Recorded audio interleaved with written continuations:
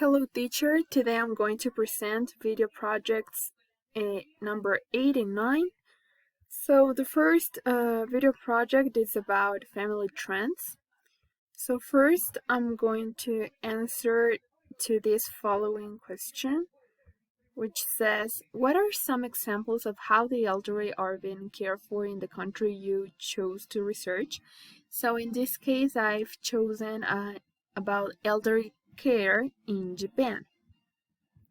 So Japan is known as one of the countries with the best elderly care system in the world because their main idea is to prevent elderly people die alone. That's their motto, and also to care elderly with love, with their heart.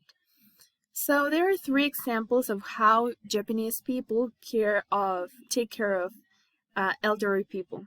So the first option is about public residential care. So at the beginning, Japanese elderly people have been taking care of their own families, but due to this rapidly spread and also the increase of life expectancy in Japan, that's why these people have increased the need to get more attention and get more care from others. So public residential care is especially for people who are really sick, or also for people who have been abandoned. So from children to teenagers and adults can come to these places and they can visit the elderly people and take care of them. The second option is social hospitalization. This is principally for the people who have dementia, and also social hospitalization means the creation of hospitals which are only specialized for taking care of elderly people. So they assist them to care of some illnesses, diseases. There is a 24-hour assistance. But one of the best elderly care systems is the following, which says that in 2000, Japan introduced a long-term care insurance designed to provide cover to all of those over the age of 65. So this means that elderly care in Japan became a policy. It's not an option, it's an obligation. It's a Japanese responsibility to take care of elder people. And what are the reasons of why this has been established? So the first one is that there is a powerful sense of obligation to take care of them, because, as I said before, Japanese people have a specific tradition, a family-oriented, and family. They have a powerful connection with elderly people, and they have spent most of the time with their families. So in 2008, another reason is because in 2018, 16,927 elderly people, went missing in Japan. So there was an increase of disappearance of these people. So they got worried, and they started to create a system to take care of them, to stop these missing people. Then Japan's elderly were cared for by their families. This started since the World War II. And also they, as I said before, they have a Confucian tradition of maximum respect for the elders, since children, teenagers, and adults must respect elderly people. And another reason is the highest, because Japan has the highest life expectancy in the world, and also it has the healthiest population. That's why elderly people don't die until a long age. For example, they die at 100 years or 105 and so on. So I need to answer to this question also, which says, what do you think about elder care in the country you researched? So I think that Japan has a very complete elderly care system. I really liked how people don't take them as a responsibility. Everybody takes this as a responsibility, not as an obligation. I like that. And also I think that it's important that they value their traditions, about preserve their families, and because elderly people made an important role in Japanese society. So I think that there are excellent ways, and I also like how the government is getting involved in this in order to create more policies in order to protect these vulnerable people. So this is all about video project number 8. Okay, now we're gonna go with video project number 9, which is about Asian population in the United States, which was called the Anasazi. So, who were the Anasazi? When and where did they live? So, the Anasazi was an Asian Native American culture. It was an Asian population that was originally developed from Picasa culture and Oshara tradition.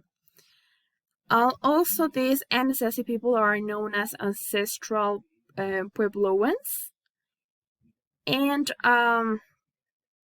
these are like basically Native Americans who lived in the Four Corners region.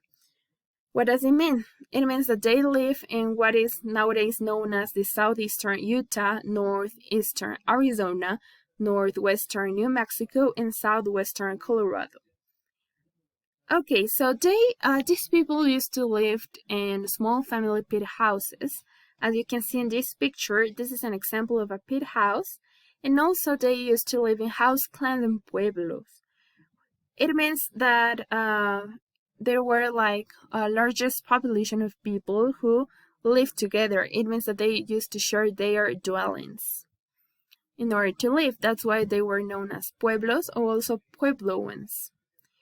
And De Navajo introduced the term Anasazi to this population, which in English means ancient enemies. Okay, so now that we know about this population, now we are going to I'm going to talk about the mysteries regarding with the Anasazi. So there are many conspiracy theories about how did they disappear, because they disappeared abruptly. Also, they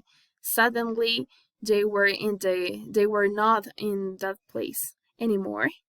So as I said before, these theories regard to the Anasazi's abrupt migration. It means that they left Chaco Canyon and Mesa Verde, which are nowadays national parks where the Anasazi people used to live.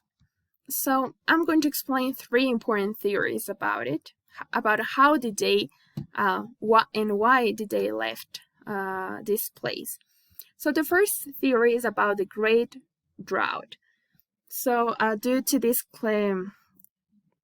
extreme climate conditions, they in the 19th and 20th century, some people did trade rings research in order to discover how was the climate during that time. So they said that they really suffered a great drought, which left them without anything, because they were these people were experts in agriculture and architecture, and also they created pottery and so other things, and they got a lot of natural resources.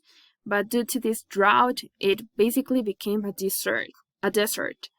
So that's one reason.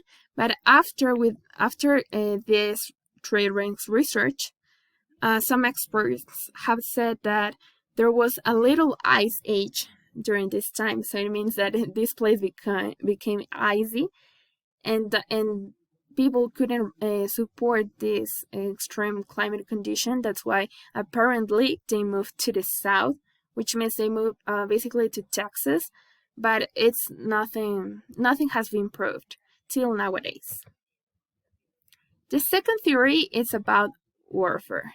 So it has been known that the Navajo and also Ute and Apache communities didn't like the Anasazi people. There are no reasons, but they they were enemies.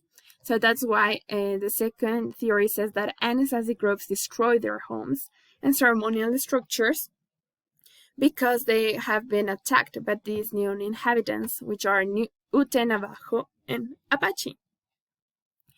That's why they said that they fought for natural resources and territory, and also, unfortunately, this population has suffered harassment from these people. That's why they left their place. That's why they say. And also, they supported with archaeological excavations that said that they found out Anasazi skeletons with signs of violence. And also, but something interesting here that weakens the first theory about the drought says that it's incredible how the Anasazi left literally everything. And also they left behind the pottery and also to the future generations. And also they left their religion. That's why do these people left their religion? They must only have to have relocated to another place, but they literally left everything. But there's another conspiracy theory that says that Sunni and Mesoamerican religions, they have captured them and they have moved to sacred places. That's why it means that they have been convinced to change to another religion and also to change their traditions and to leave everything. But that's a theory. And there's the third theory that it's about the Supernova Theory. It says that on July 4th, 1054, a supernova exploded across the sky, as you can see here. And also, in a few years later, the Halley's Comet also soared past the Earth, and that's why that this phenomena occurred in the Chaco Canyon, and that's the place where Anasazis live. But in order to answer this question, which says, which of the theories did you find to be most plausible explanation? So plausible means the most reliable, believable explanation. So according to this, I think that the most reliable is the second theory, because it talks about it is supported by real population, but a real population of people, that it has been proved that these people have existed. And also they found out skeletons, so it's one evidence. And also about the climatic conditions, it hasn't been proved at all. That's why I think it has this is the theory that has most sense. And I think the less reliable, the unbelievable one is this supernova theory. And I think that the first theory is questionable. It has sense, but there are some things that are still unresolved. So that's everything about these projects. Thank you for your attention.